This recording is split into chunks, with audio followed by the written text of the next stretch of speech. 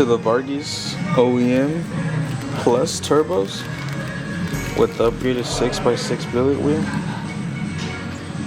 and we're gonna be changing these out today for my stock old leaking turbos. Hopefully we can get this done today.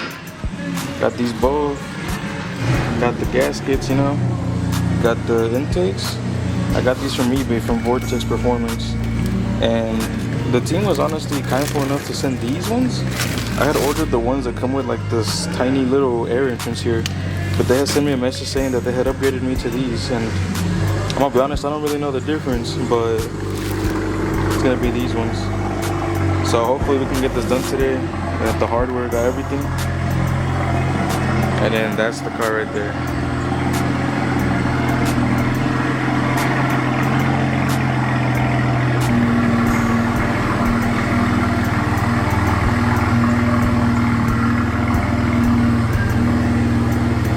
This is my 2007 335i. I'll do the turbo change on this. She sits a little low. Gotta lift it up. Have this hood open. You're going right down there. Then the bigger inlets and replace the stock order airbox. So this is my 335i. Hopefully we can get those turbos done today. You know, these from Vargas Turbo. They were also thankful enough to send these out. Within 3 days they were shipped, which I'm really thankful for because I needed to get this done by this week. So got the turbos, got the inlets, got the intakes. Now I gotta lift it up because this thing is low and the legs don't get under there. So yeah, gotta disconnect the battery, take everything out. Alright, was kind of a pain, but it's out.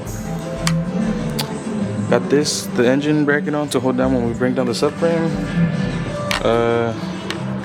Made the inlets loose.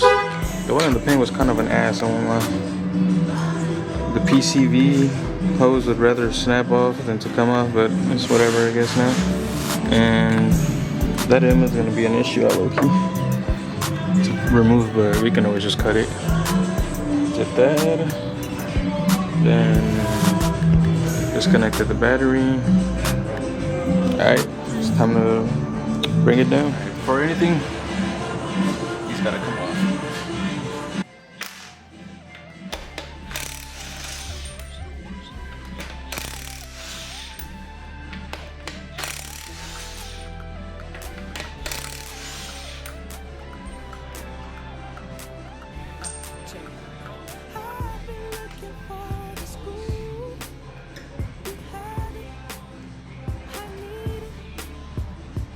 Just did a 2,000 mile drive.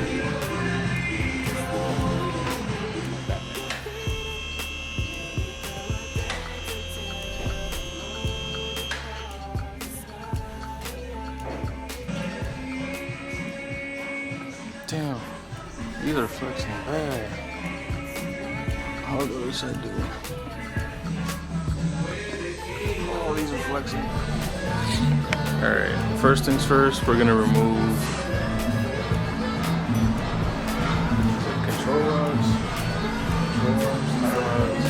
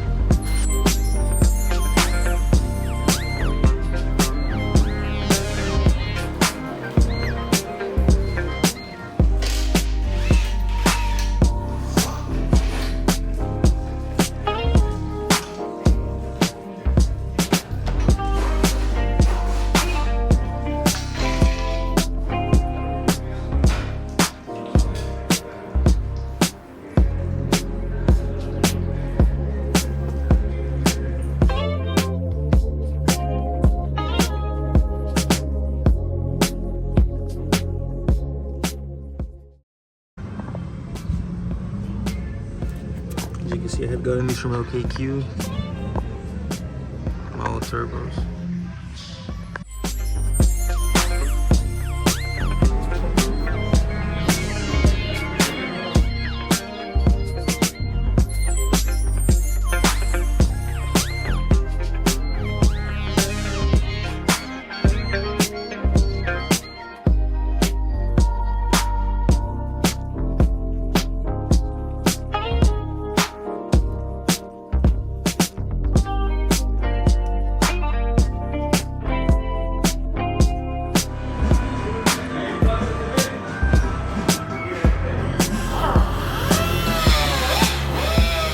Closer look at how tiny and restrictive the old inlets were. Look at this one, like where I got that. These things are tiny.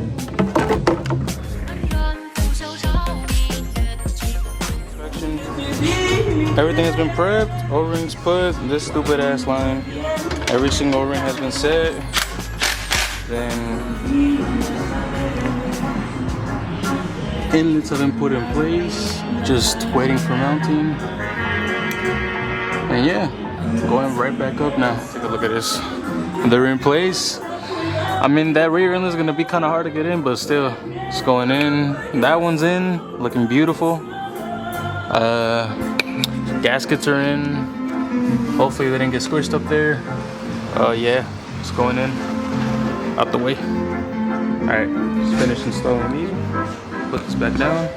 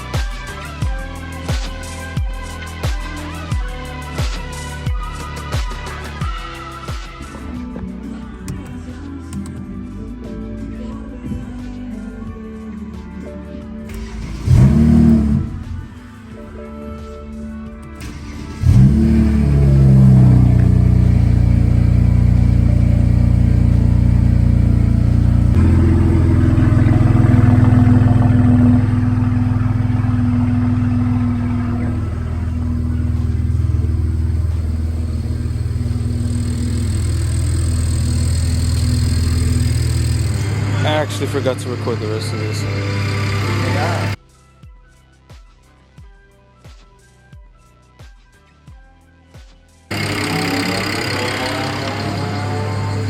It is now almost 11 p.m. Took 12 hours, but she's done. She's done. Here's a couple sound clips from the car. You can hear it. This is after like the break-in period of maybe like 200 miles. Had just flashed it on stage 2 plus right here. And then here's a couple, just a couple little revs to hear the, you could hear the downsplit too. It sounds really cool.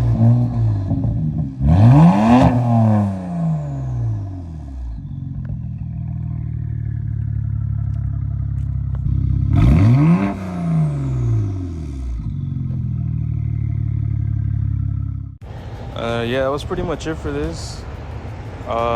Just a quick little video. You know, it's like a really short video, even though this process took maybe around 12 hours.